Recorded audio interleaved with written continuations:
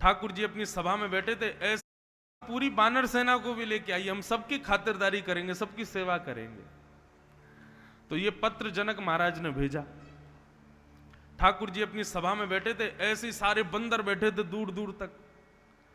तो जैसे ही पत्र आया जनक महाराज का, भगवान बोले जामवंत जी पढ़ के सुनाओ पत्र में क्या लिखा है। तो जामवंत जी ने पूरा पत्र पढ़ा। नीचे लिखा था, आप चारों भाई चारों बहुएं सहित समस्त बानर सेना के साथ में जनकपुर पधारो, हम आपकी खातिरदारी करेंगे, कुछ दिन आराम करना।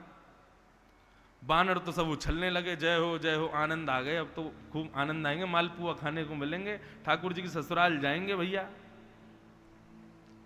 भगवान बोले बहुत सुंदर बात है, प्रस्ताव तो बहुत अच्छा है, लेकिन हम इसमें थोड़ी फेर बदल कर रहे हैं। हम जाएंगे, तीनों भैया जाएंगे, हम चारों की पत्नियां जाएंगी, और 2-4 बड़े बूढ़े थोड़े बानर जाएंगे, हनुमान जामवंत आदि। हम पूरी बानर सेना को नहीं लेके जाएंगे। बानर सब उदास हो गए, बोले हमको क्यों नहीं लेके जाओगे। ठाकुर जी बोले भैया ससुराल की बात है, ससुराल में नाक देखनी पड़ती है, थोड़ी अदब से जाना पड़ता है। ये तुम सब बानर एक दूसरे के छीन झपट के खा जाते हो, कहीं भी बैठ जाते हो, कहीं भी चढ़ जाते हो, कोई भी भोजन, बानर का स्वभाव है प्रेम से तो नहीं खाएगा, छीन के ही खाएगा। और हमसे ज्यादा बानरों को कौन जाने। वृंदावन में हमने देखे ना, बंदर को आप जैसी आम दो तो यहां से दोगे तो ऐसे मुंह कर लेगा, यहां से दोगे तो ऐसे कर लेगा, लेकिन वही आम आप लेके चलने लग जाओ, सुई दौड़ के छीन लेगा। उसका स्वभाव होता है। कई बंदरों का प्रेम से नहीं लेते, उनको तो छीन के ही खाना है। राम जी बोले आप सब बानर यहीं रहो अयोध्या में, हम लोग जाएंगे। बानर बोले हाँ सही बात है, रावण से मरवाने के लिए तो हमको सबसे आगे रखा आपने, और यहां खातिरदारी होगी, मालपुआ मिलेंगे खाने को, तो हम सबसे पीछे हैं, हमको यहीं छोड़ जाओ।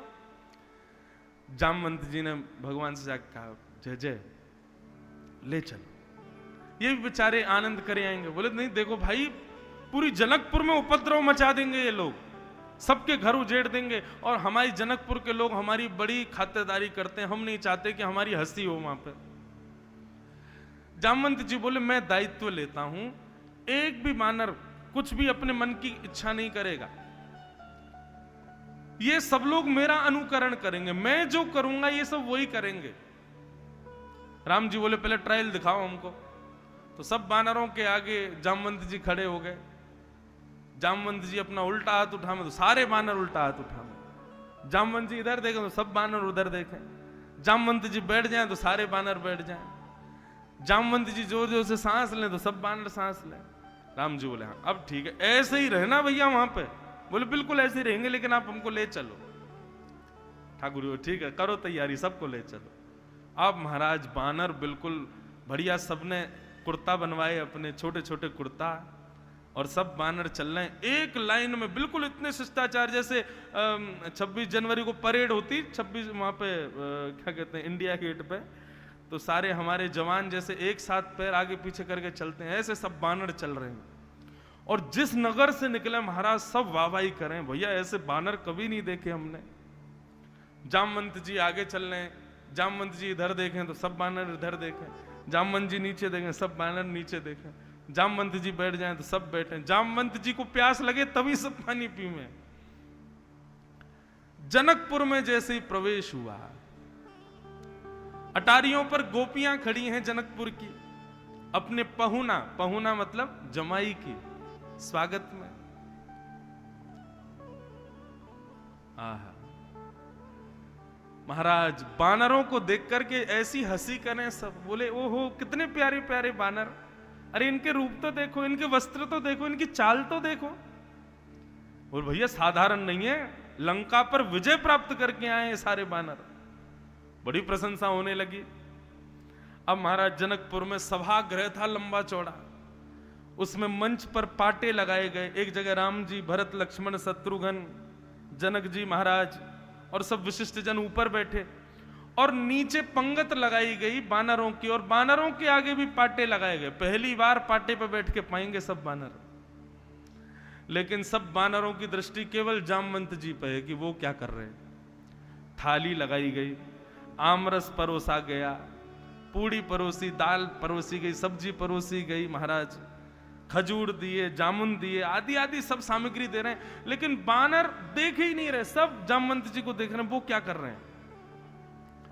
जनक जी बोले, राम जी आपकी सेना की तो मन करता है आरती उतार ले, देखो कितने शिष्टाचारी बानर आपके सब सब कृपा है आपकी।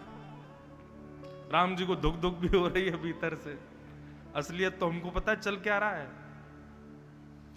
अब राम जी भी निश्चिंत थे, बोले जामवंत जी हैं सब संभाल लेंगे।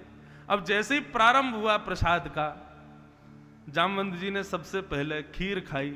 जैसे ही खीर ली, सब बानरों ने खीर ही उठाई और सब एक संग खीर पी रहे हैं। पूड़ी का कवल तोड़ा, सब बानर एक संग तोड़ रहे हैं। कौन सी सब्जी से खा रहे हैं बानर, वो भी देख रहे हैं, वही सब्जी खानी है। बहुत आनंद हो रहा था सबको। भरत लक्ष्मण शत्रुघ्न तीनों बड़े हंस रहे थे, बोले वाह देख बहुत बढ़िया लग रहा है। इतने में ही महाराज फलों का नंबर आया, तो आम साबुत रखे थे। जामवंत जी ने आम उठाया, गोल गोल घुमा के देखा, जोर से जैसी दबाया सोई उसकी गुठली उछल गई ऊपर। अब जैसे ही गुठली उछली तो बानर बोले गुठली उछालनी है, सब ने भींचने शुरू किए अपने आम, बोले गुठली ही निकलनी चाहिए। अब जैसे ही सबकी गुठली उछली तो जामवंत जी ने जैसी दबाया तो गुठली उछली। जामवंत जी बोले इंद्रजीत की ताकत नहीं इन हाथों से निकल के भाग जाए, कुंभकर्ण रावण की भी ताकत नहीं मेरे हाथों से, ये छोटी सी गुठली निकल गई यहां से। और जैसे ही गुठली पकड़ने को जामवंत जी कूदे, बानर बोले आक्रमण, खुली छूट मिल गई महाराज, कूदो सबरे। अब तो महाराज यहां से वहां कूदे, कोई खीर उछाल रहा है, कोई कड़ी उछाल रहा है, कोई सब्जी उछाल रहे हैं। दो चार तो जनक जी की थाली में से ही लेके भाग गए। राम जी नीचे नजर करके बैठे, बोले कि इसी का ही भय था मुझको, वो ही हो गया। लेकिन उस समय सबसे ज्यादा परेशान हो गए श्री जामवंत जी। बोले भैया ये क्या हो गया, मेरी वजह से सब बिगड़ गया माहौल। जामवंत जी उदास हताश हो गए और यहां राम जी भी उदास हो गए। तो जनक जी ने जब राम जी को देखा, बोले ओहो पहुना हमारे उदास हो गए। तो उठ करके जनक जी गए और राम जी को हृदय से लगा, बोले आप क्यों चिंतित हो रहे हो नाथ, अरे यही तो सुख है, यही तो आनंद, करने दो उपद्रव, हम यही तो देखना चाहते थे। तो जब राम जी को जनक जी ने हृदय से लगाया, तब दूर खड़े जामवंत जी के नेत्र सजल हो गए। मुझे कब ये सौभाग्य मिलेगा कि मैं भी राघव को